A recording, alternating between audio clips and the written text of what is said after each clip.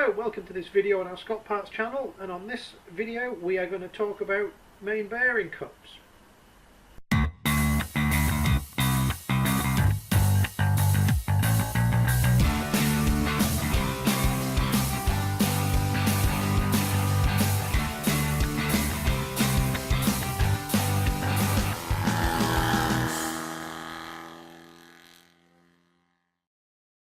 So this is a main bearing cup out of a Scott crankcase. There's actually two types. There's a 2-speeder type and a flyer or 3-speeder. They are similar in design, but they're different diameters. And they're a pretty robust piece of kit, really. They last pretty well. Of all the parts and bearings in the Scott engines, the main bearings are the most robust. But this is a crankcase cup, and they do have some problems, mostly around age, wear and abuse, the same as the rest of the bits and pieces. And they're a fairly unique setup as far as how they work in the crankcase. It's not a trivial job to replace these. So the first thing is that they tend to wear. There's a sealing face in the back here, which the steel crankcase sealing gland runs on. That's spring loaded against that face, metal to metal, and we have the oil feed hole in there. So if everything's working fine, the engine's oiling, you have an oil film between the gland and the cup, those metal surfaces never make contact, happy days, and they'll do tens of thousands of miles with no issues. As soon as you lose oiling, run out of oil, forget to turn it on, have dirt that blocks it up, whatever else, you've got metal to metal contact at 3000 RPM, and everything goes a funny blue colour, and usually what happens is the gland starts to weld itself onto the sealing face on the main cup, the metal picks up, and you've got a horror story. Other thing that happens is that the the ID here is actually the running track for the main bearings, and over time a couple of things happen. One is obviously the oil feed goes into there, but because it's a roller bearing, it's usually the gland face that gives up before the roller bearing surface does if there's no oil. But what happens over time is that they can wear, and you start to get ovality and some pitting on that surface. The second thing is that because the main cups sit vertically in the engine, I've seen lots of engines where you get moisture inside the engine where it's been sat, and of course that sits in the bottom of the cup, causes corrosion. Somebody starts the engine after it's been laid up for a few years, and it grinds that rusty, mucky, watery oil around, and it destroys the main bearing track. Now, as standard, these are case hardened, so there's a limit to how much you can grind out of them to recover the surfaces. We grind the main cups, if I'm going to regrind that surface, about 12th hour oversize is about as much as I think you can get away with. If it's more than that, then you need to replace the cup. So here's a main cup sat inside a crankcase, you can see here. And the way it sits in is that we have the aluminium crankcase, which is this, you can see the aluminium there. The cup sits in, and the outside surface of the cup is actually an interference fit into the aluminium of the crankcase. But because this aluminium back then was prone to expansion and such like, actually the cup is a 5 thou interference fit into the case as standard, but outside it we have this steel ring, and this steel ring is a 9 thou interference fit, and it's actually a shrink ring.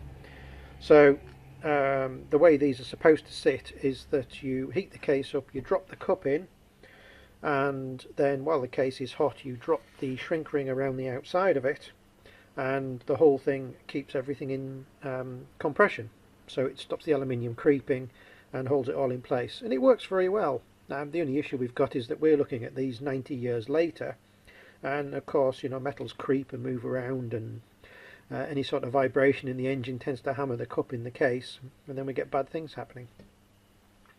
The other point to note is that the outside of this ring here we have the oil hole, and that lines up with the oil feed unions on the crankcase that we can see there. And in order to stop the cup rotating in the case, they have usually 1, 2 or 3 indents, and you put a small screw in, in order to stop it turning. Now, if there's a lot of drag or lack of oil on the bearings, what can happen, it generates heat, which starts to release the cup in the case, and the cup actually starts to rotate in the crankcase. And we can see some evidence of this here. You can see that the screw and the hole for it, this is just a single screw cup type that's in this one, that's actually, that cup has rotated in the case. Bizarrely enough, the cup was actually rotated in the opposite direction to where the engine was running. So here's a cup. We make these. This is a blank cup, so it's oversized in all the different areas. There's a few different types of cup. You can see that this is a DPY type. This is the only type we do because you can make all the others from it. You can see the oil feed hole here, which comes through into the back here, and that lines up with the port in the crankcase. We have 3 notches, and these ones actually have an 1/8 of an inch thickness on the outer flange. Now, the earlier ones, short stroke, you need to thin that flange because the DPYs had a deep cutout on the cranks, and the earlier short stroke engines didn't. So actually this is going to go into a short stroke case, so we'll take a 1/16 of an inch off this outer face. Now, these are through hardened, so we can grind these as far as we want, and there's a lot of work on it. So we've got to grind the outer surface here to get the width down. We've got to grind the OD to make it fit the case. We've got to grind the gland face to get everything lined up and square, and we've got to grind the main bearing track too. So almost every surface on this cup is going to be touched and ground before it's finished. And this is a blank shrink ring which we do. So this is machined on the outside with a radius, and this is made from a seamless steam pipe, and it's undersize on the ID. Now we will talk about the cases. So here we've got a case with the cup already out of it. This case is actually dead. It's cracked through. The 3 location holes, if they're drilled too deep for the anti-rotation screws, they create a stress raiser, and if the shrink ring or the aluminium relaxes, it opens up and you hear a ping sound, and that's the end of that. So this case is scrap. It's got no cups in because we can see what we've got. So we have a centre aluminium bore on the case, which is that bore is the one that the outside of the cup locates on. We have an outer face which this edge of the cup fits up against, and we have an undercut in the case there, and that is the one, it's got a big radius in the bottom of it, that's the one the shrink ring fits in. So once we've got a cup out of an engine, the first thing we need to do is that we need to qualify this diameter that it sits in, the face that the cup sits against, and the outside diameter that this ring sits on. The reason is that all these cases are 60, 70, 80, 90 years old, and they are not round, true or square anymore, and they must be that before we start this process. So we will show you what we're going to do. So these are the raw parts that we've got: a blank cup that needs grinding, a shrink ring that's undersized on the ID because we'll have to machine them to match the case, and we have this case here. Now this case is one from the customer, and it has very deep pits in the bearing track, and unfortunately I've ground it out as far as I can with the case hardening, and it still hasn't cleaned up. So this cup has got to come out. Now often with engines, actually we get them in and the cups fall out. That's a bad thing from the point of view of the case, but it's a good thing from the point of view that I then don't need to take them out. This case, the cups are actually into it pretty well, so we're going to have to be a bit more creative about getting this one out without damaging the case. So first job, we need to drill the shrink ring out.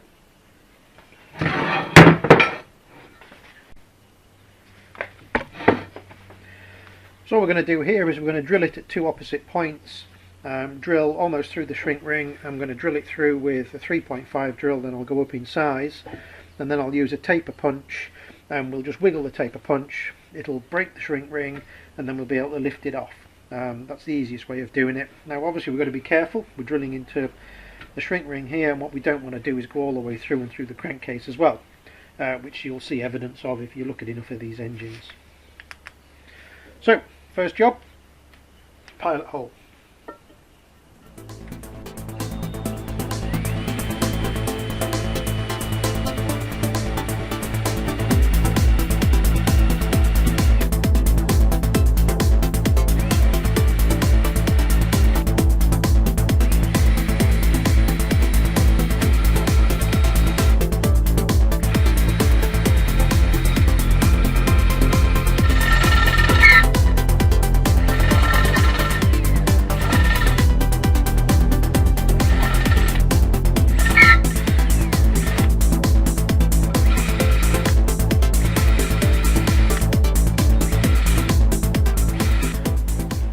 can see the two holes there opposite each other. We've drilled 99% through the ring now. So here's some taper punches. So if I pop that taper punch in there and move it sideways, there we are. It just breaks the ring out. You can see in here, I've managed to do that without drilling through the crankcase, which some people don't seem to be able to do. And in fact, if I look at this case here, you can see that there's sometimes when you take the shrink rings off, you can see evidence. So this one's had what, 1, 2, 3 holes through there, and one through there where people have drilled them too deep. That was interesting. And there's 2 in that side as well, just for good measure, just to make sure that this case is completely scrapped. So anyway, that's how to do it carefully. Right, that's the shrink ring out.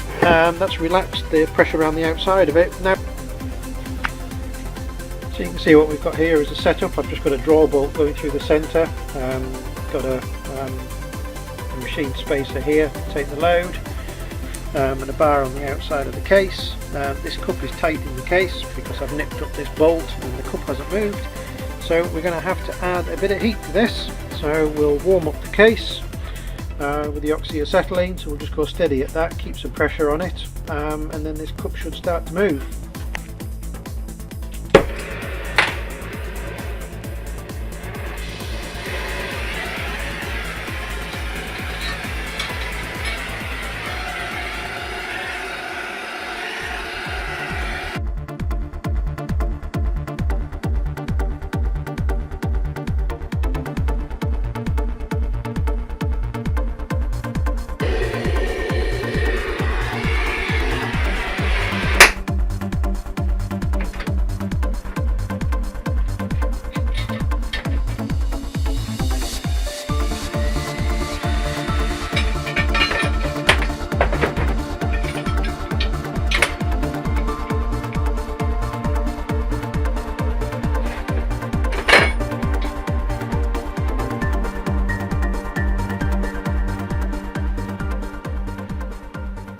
So you can see there, this is the cup. So just that little bit of heat. I mean, I only did this 30 seconds ago and I've already got the cup in my hand. I probably only heated this up to maybe 60 degrees or something. It's hand hot, and as soon as I did that, a little bit of pressure on the drawbar and it pulled out. No need to hit anything with a hammer and all that stuff.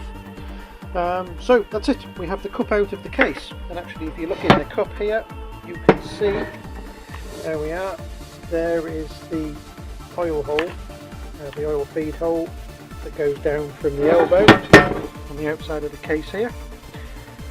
So that's what the cup has to line up with. Where's the blow in the cup? There we are, the groove in the cup there. So that's it. So what we have now is that we have this outer surface here that the cup goes in, that's all over the place. We have this surface here that's all over the place, and we've got the screw in there. So we'll take the little location screw out, and then we need to mount this in the grinder, and we need to re-qualify the ID in this face here, and then we need to go to the milling machine and we need to pan around and re-qualify the face that the shrink ring sits in, and then we can measure everything up and start machining our new cup and our new shrink ring to go into this case. So in order to re-qualify the inside diameter in the face, what I'm actually going to do is I'm going to mount the crankcase in the cylindrical grinder. I've got our fixtures and special tool in here that we made for doing crankcase cups. So what I'm going to do is I'm actually going to use the other crankcase cup as the datum here, because I know that cup's straight in the case. I've already measured it and actually I've already reground that cup. So I'm going to mount it on the good cup on here, which is our fixture. This is all clocked in, so it's all true. So I'll mount it on that fixture there, and then that will give us access to these surfaces here, and we can use the grinding stone here to take a few thou out until they clean up, because that's all we need to do. So I'm going to wind this along here, move the clock out of the way. And obviously we've actually modified the whole machine, the whole cylindrical grinder, to lift the centre heights and such like, so it's high enough to get the case in. There's not many people in the world who've got the equipment for doing cups in cases. There's a couple of people who do the cups out of the engines, or used to. I personally don't like that, because when you put the cup back into the engine, Obviously it changes shape with the shrink rings and the stress and such like, so I much prefer to put the cups in the engine and then grind them in situ, because then when it's mounted in the case and everything's right, you know everything's true and round. So there we are, the case is in here. I'll clock it up and check, and then we can get grinding.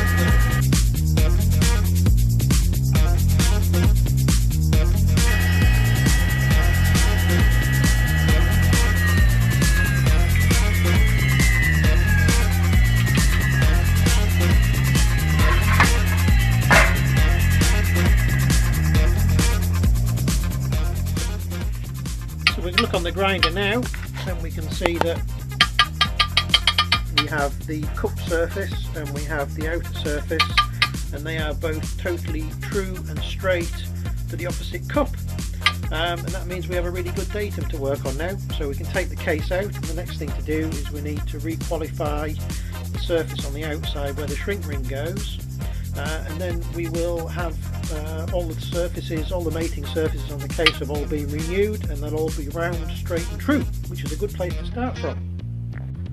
Now we can probably see this on the bench a bit better now, so you can see that we've ground the ID here that the cup mounts on, and we've ground this face, and we mounted and datumed off the opposite cup, which you can see down there.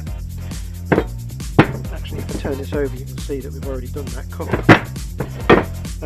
And by doing that, we know that everything's straight and true, because these cups need to be within a couple of thou relative to each other, because if they're not, the glands don't seat properly. So that's that done. So we'll mount this in the milling machine now, and we'll mount it off the three posts here. We'll clamp it all down, and we will clock it and datum it in to make sure it's true. And then we will trepan around the outside of this using a ball nose cutter in order to re-qualify the outside surface and get a dimension on it. And that will be the case ready for machining up the cup and shrink.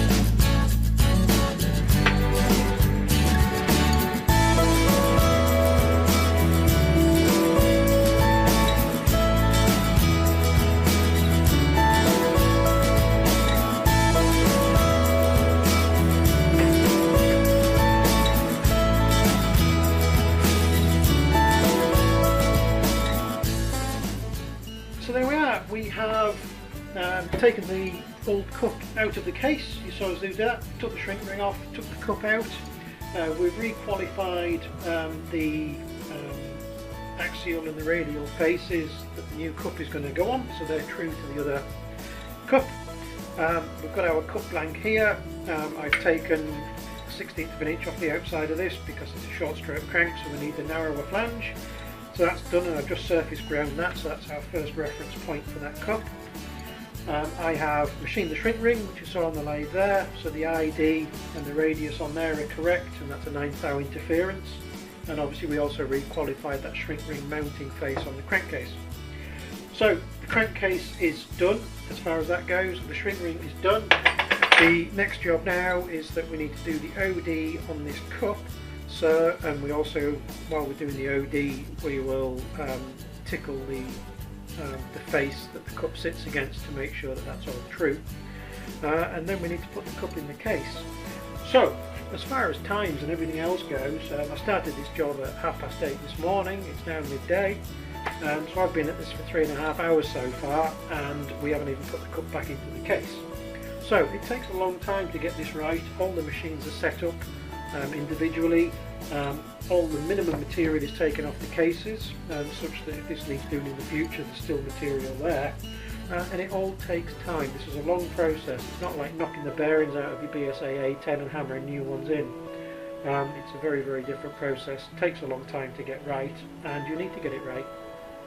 So that's it. We're going to go set this up on the cylindrical grinder, which is another setup we've got to do. I've got to turn the wheel around and use the external wheel, and we'll get this outside diameter done to a 5 thou fit for the case.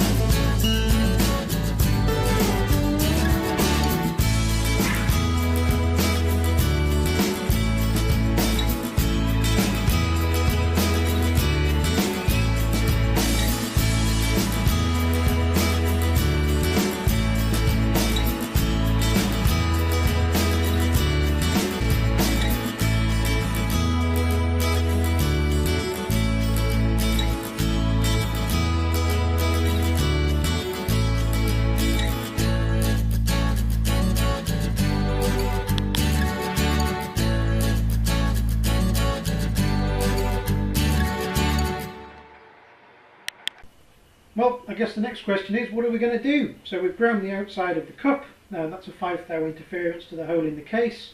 I've tickled the back surface of this to make sure those two surfaces are square, and the surface that it mounts against the case. So we've got a 5 thou interference fit, and the best way to deal with that is to heat the case up. There's no way you can press that in cold into that case with 5 thou, it'll break the case. And if you do your maths, 5 thou on that diameter there, you need 100 degrees temperature difference. But of course you need more than that, because you want to drop the cup in, not press it in. So actually what I'm going to do is go for about 200 degrees, which should give us 10 thou clearance. The way to achieve that is to heat the case to 180 degrees C, and I'm going to do that in the oven. I have washed the case with petrol. I have then washed the case again with brake cleaner, and then left it outside to dry and to gas off. So we should be okay there. The reason for doing that is, one thing, at 180 degrees, if it's got oil on, it's going to smoke like crazy, and it'll make your pizza smell of oil for a while. And the second thing is that if you put an oily crankcase into that sort of temperature, it actually burns the oil onto the case and it will go yellow. So this case should come out the same colour it goes in. So I'm going to heat the case for 280 degrees. That relates to gas max 6 for 1 hour, and I'll check the temperature with a thermal probe. And the cup I am going to put in the freezer, and that will take the cup down to about -20. So that should give us about 200 degrees temperature difference, which equates to about 11 thou clearance. And with those sorts of figures, I should be able to, in about an hour's time, pull the case out, and I should be able to drop the cup straight into it. And then it's a quick rush into the workshop to heat the shrink ring up and drop that on before the case cools. So there we are. Let's get these things in, and let's cook some parts.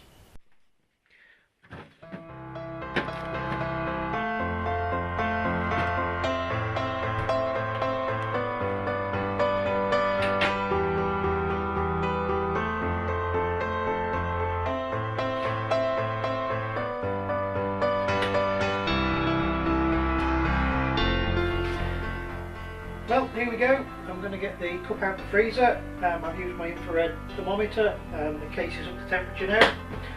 So this is a one-shot deal. I'm going to put the case on here, drop the cup in, and then I'm going to very quickly go to the workshop, put the case on the bench, heat up the shrink ring until it's red, drop that on, and then I'm going to put it straight back in the oven and turn the oven off.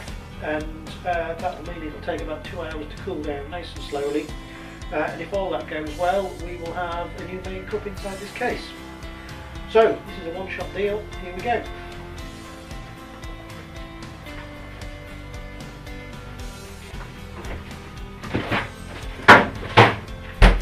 One frozen cup.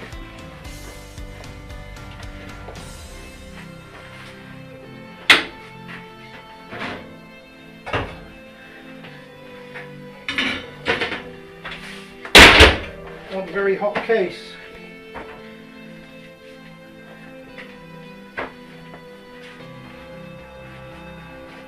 And all I've got to do is line up the oil hole.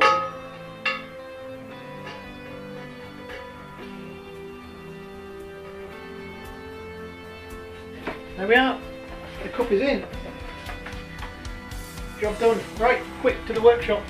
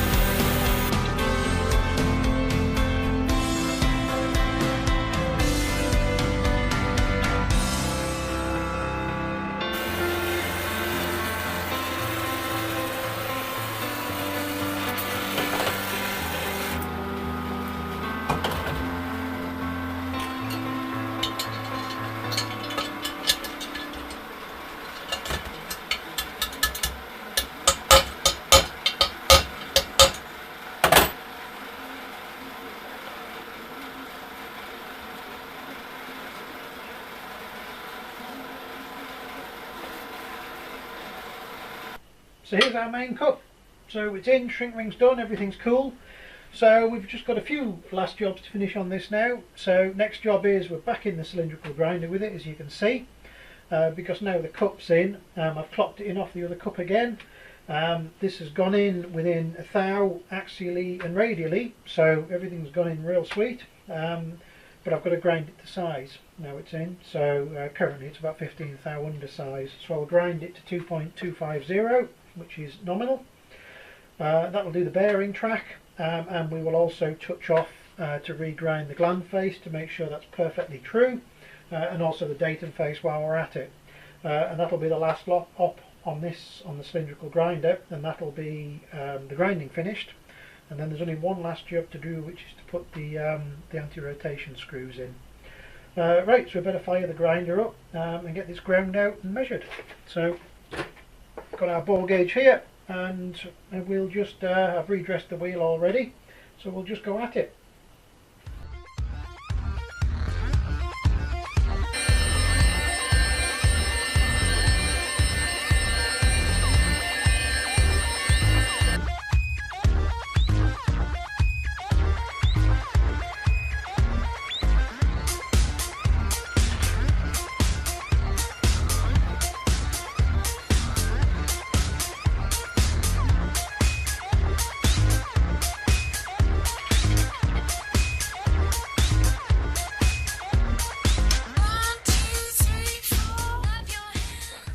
That's it, we're finally finished on the grinder with this cup. So I've done the gland face on the back there, you can see that, and we've done the bearing track, so that's 2.2500 inches, and I've also just tickled this datum face as well, just if somebody in the future or us ever want to turn it round and do the other cup, then we have a nice square face to work to. So that's it. We've got to drill and tap 3 holes now and put the 5BA screws in for the anti-rotation, and this cup will be finished.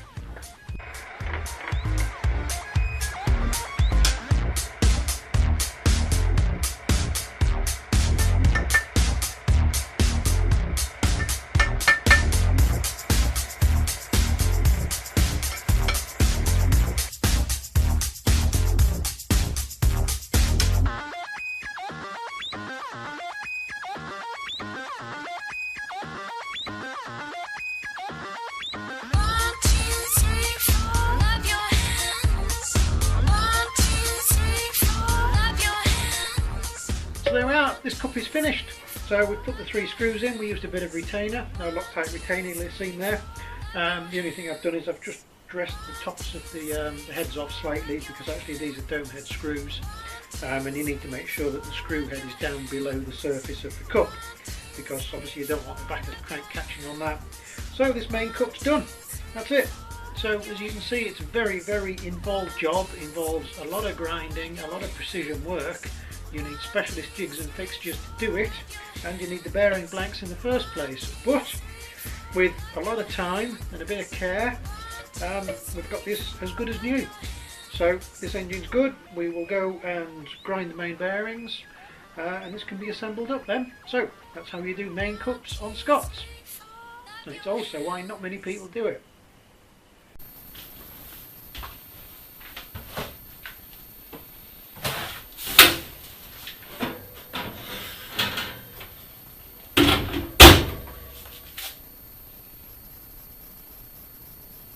Smells a bit castery, but it'll be okay.